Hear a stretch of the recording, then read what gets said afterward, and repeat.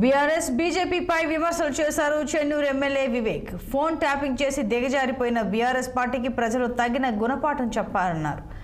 BJP ఏటా 2 కోట్ల ఉద్యోగాలు ఇస్తారని మోసం చేసిందని విమర్శించారు. కేంద్రంలో బీజేపీ అధికారంలోకి వచ్చిన దేశానికి ఒరిగిందేమీ లేదని అన్నారు. పెద్దపల్లి ఎంపీ ప్రచారంలో కాంగ్రెస్ కు విశేష స్పందన వస్తోందని చెప్పారు. కార్యకర్తలంతా ఐక్యమత్యంతో పనిచేసిన పెద్దపల్లి కాంగ్రెస్ ఎంపీ అభ్యర్థి గెలుపు కోసం పనిచేయాలని పిలుపునిచ్చారు.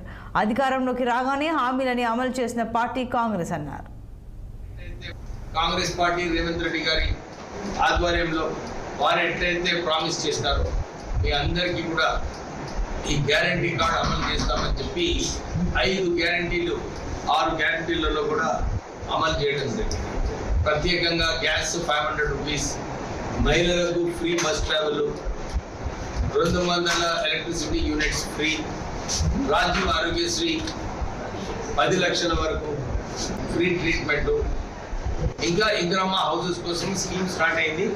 అమలు ఆల్రెడీ ముఖ్యమంత్రి గారు అనౌన్స్ చేశారు. ఇంకా మహిళలకు ఏదైతే 2500 రావడం ఈ ఎలక్షన్ కోడ్ తర్వాత అది కూడా అమలు చేస్తామని చెప్పి వారు చెప్తున్నారు.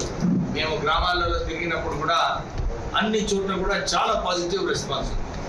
అన్ని చోట్ల కూడా 1 సైడెడ్గా